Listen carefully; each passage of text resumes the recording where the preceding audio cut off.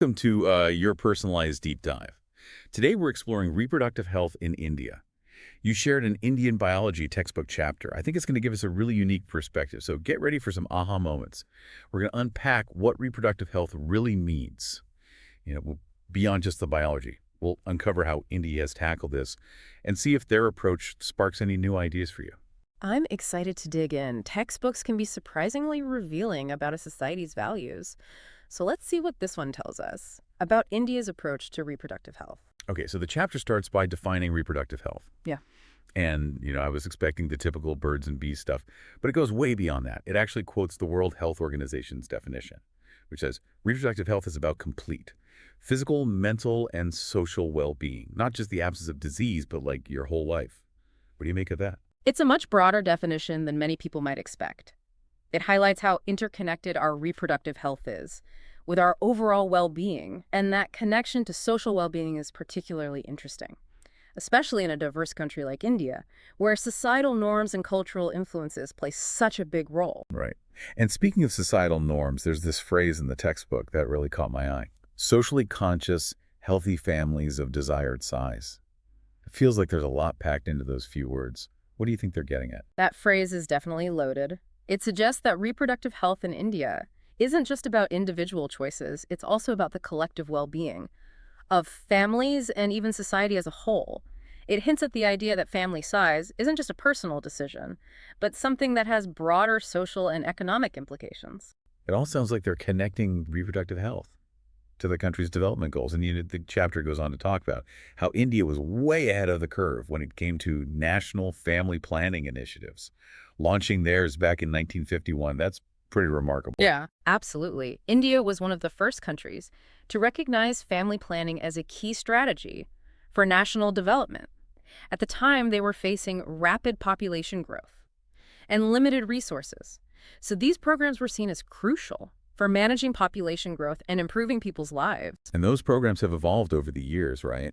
It's not Right. just about limiting family size anymore. Exactly. They've expanded to become what they call reproductive and child healthcare programs, or RCH programs for short. These programs take a more holistic approach. They still focus on family planning, but they've broadened their scope to include maternal and child health, safe motherhood initiatives, and the prevention and treatment of sexually transmitted infections. It sounds like a much more comprehensive approach, Yeah. addressing a wider range of needs. It is, and I think it reflects a growing understanding of how interconnected these different aspects of health are. It's not just about preventing pregnancies, it's about ensuring the overall well-being of individuals, families, and communities. So what's interesting is the textbook lays out how education is a core strategy for achieving these goals. It talks about educating parents, teachers, and young people directly, almost like they're trying to create a ripple effect of knowledge. It's like they're saying, let's equip everyone with the information they need to make informed decisions about their own reproductive health. The chapter goes on to list all sorts of topics they're covering: menstrual hygiene, safe sex practices, sexually transmitted infections, and different contraceptive options. Wow, they're not shying away from anything. That's a pretty comprehensive approach to education. It seems like they're really trying to empower individuals. Right. The goal seems to be to give people the knowledge and tools they need to take control of their reproductive health and make choices that are right for them. But it's not just about individual choices either, right? There's this whole other layer about population stabilization. The textbook talks about India's population growth and the government's efforts to encourage smaller families. They even mention that catchy slogan, Hum do Hamare, which means we too are two, promoting the ideal of a two-child family. It's interesting how they weave that message throughout the chapter. They even mention a one-child norm that's emerging among some urban couples. Clearly, population growth is a major concern, and it's shaping their approach to reproductive health in a big way. It definitely makes you wonder about the ethical implications of these population control policies, especially as someone outside of India. It's a complex issue for sure. On one hand, you can understand the need to manage population growth, especially in a country facing resource constraints. But on the other hand, it raises questions about individual rights and freedoms and whether it's ethical for governments to influence family size decisions. It's a tricky balance to strike, and it's definitely something worth pondering further, especially since they devote a significant portion of the chapter. They're discussing various contraceptive methods. They cover everything from natural methods to barrier methods, IUDs, oral contraceptives, injectables, implants, and even surgical methods. It's like a mini encyclopedia of contraception. It's a very thorough overview. I was particularly intrigued by the mention of Saheli, an oral contraceptive developed in India. It seems to be a point of national pride, and it's a non-steroidal once-a-week pill, which is pretty unique. That's so cool. I love learning about these little details. And they even talk about emergency contraception, which is something Yeah. you don't always see discussed openly. It's encouraging to see them addressing that, as it's an important option for preventing unintended pregnancies after unprotected sex. They don't shy away from the more permanent methods either, like vasectomy and tubectomy. They even describe the procedures, which I thought was really interesting. It's almost like they're trying to demystify these procedures and encourage people to have open conversations about them. It's about providing information and empowering people to make choices that are right for them. That makes sense. It's about taking away the taboo Yeah. and making these topics part of a normal conversation about health and well-being. So we've covered a lot of ground here, from defining reproductive health to exploring India's family planning initiatives and their approach to contraception. But this textbook chapter doesn't stop there. They also tackle some pretty sensitive topics, like medical termination of pregnancy, sexually transmitted infections, and even infertility. It's pretty impressive how much they managed to pack into a single chapter. It really is. They're definitely taking a comprehensive approach to reproductive health, For sure. addressing a wide range of issues that impact people's lives. And I think that speaks volumes Yeah. about the importance they place on this aspect of health and well-being. Absolutely. But before we dive into those more complex topics, let's take a quick pause here to let all this information sink in. Okay. Refreshed and ready to dive back in. The chapter on sexually transmitted infections, or STIs, is particularly striking. It really emphasizes the social stigma surrounding these infections and the importance of early detection and treatment. It's like they're trying to break down those barriers Yeah. that prevent people from seeking help and getting the care they need. And it's interesting how they highlight the importance of prevention, talking about ways to reduce the risk of infection, especially for young people. You know that statistic they shared about the high incidence of STIs among 15 to 24-year-olds. That's your demographic, listener. It's a sobering reminder that this isn't just some theoretical concept. It's a real issue that affects people directly. And it's not just about individual choices either. What do you mean? Well, the textbook connects this back to broader health trends and social factors like poverty, lack of education, and limited access to health care. These factors can create environments where STIs are more prevalent and where people might face more barriers to getting tested and treated. So it's not just about individual behavior. It's about addressing these systemic issues that contribute to the spread of STIs. Exactly. It's about creating a healthier society as a whole, where everyone has the information, resources, and support they need to protect themselves. That makes a lot of sense. And, it brings us back to that emphasis on education. The more we talk about these things openly and honestly, the less stigma there will be. Yeah, And the more likely people are to seek help and take preventative measures. absolutely. Knowledge is power, especially when it comes to sexual health. And the textbook doesn't stop there. It goes on to address infertility, which can be a really challenging experience for couples. It's almost like they're saying, okay, we've talked about preventing pregnancies, but what about when you're actively trying to conceive and facing difficulties? And they don't just gloss over it, they delve into a range of assisted reproductive technologies. Or ART-T. It's alphabet soup in there. IVF, ZFT gift, ICSI, AI, IUI. So many options. It's quite a comprehensive list, and it shows that India is embracing these technologies as a way to help couples struggling with infertility. It's like they're saying, hey, there's hope. And there are options available to you.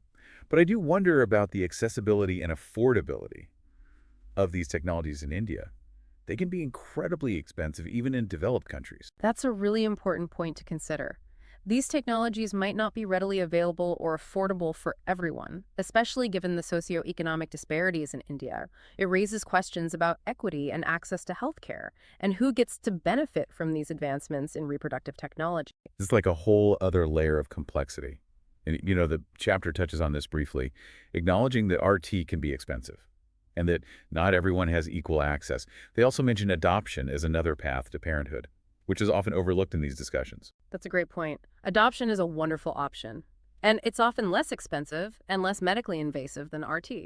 And in a country like India, where there are so many children in need of loving homes, it presents a beautiful alternative for couples who are struggling to conceive. It's like they're saying there are many ways to build a family, and each path has its own unique joys and challenges. So we've really journeyed through this textbook chapter, covering everything from defining reproductive health to exploring family planning initiatives, contraception, STIs, infertility, and even adoption. It's been quite a ride. It really has, and it's amazing how much ground they covered in a single chapter, tackling complex and sometimes sensitive topics with a remarkable level of depth and sensitivity.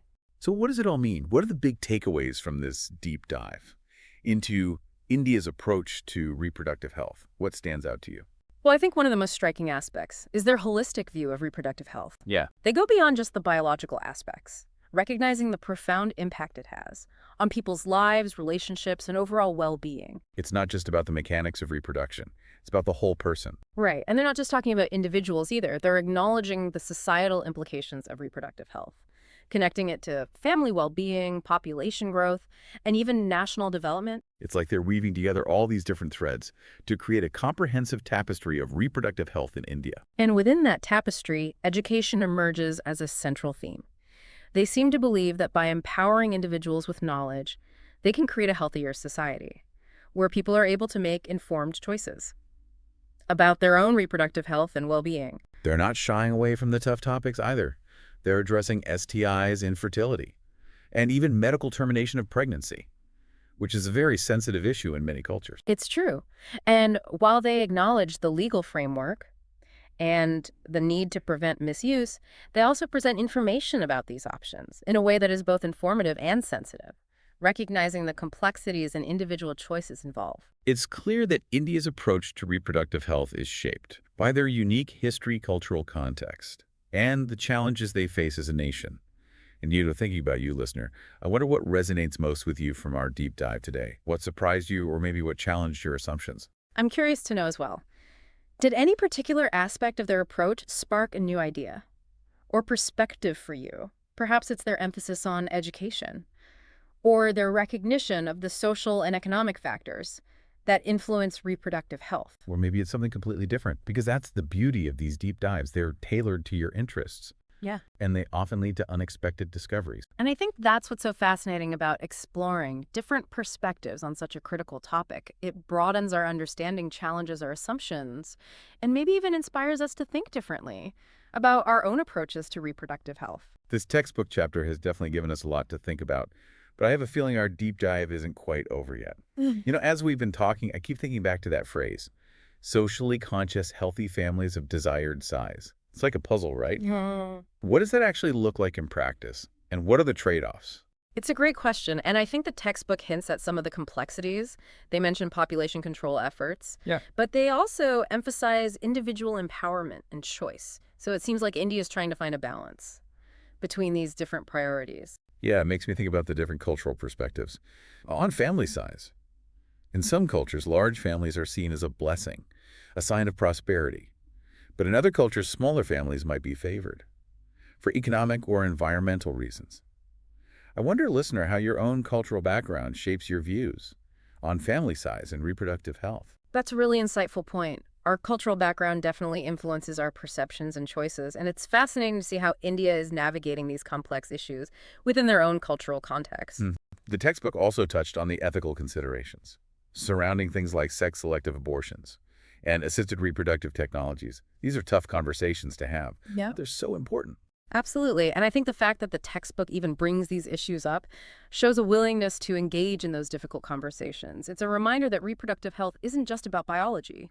It's about values, ethics, and social justice. Yeah, it makes you realize that there's always more to learn and discuss.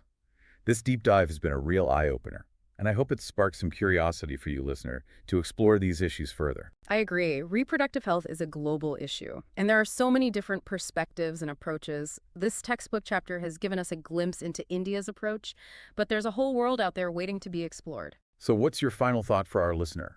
What should they take away from this deep dive? I think the most important takeaway is that reproductive health is deeply personal, but it's also profoundly connected to our social, cultural, and economic realities. It's a topic that deserves our attention, our open minds, and our willingness to engage in thoughtful dialogue. Beautifully said. Thanks for joining me on this fascinating journey into the world of reproductive health in India. And, listener, thanks for sharing this thought-provoking textbook chapter with us. Keep those deep dive requests coming, because there's always more to explore.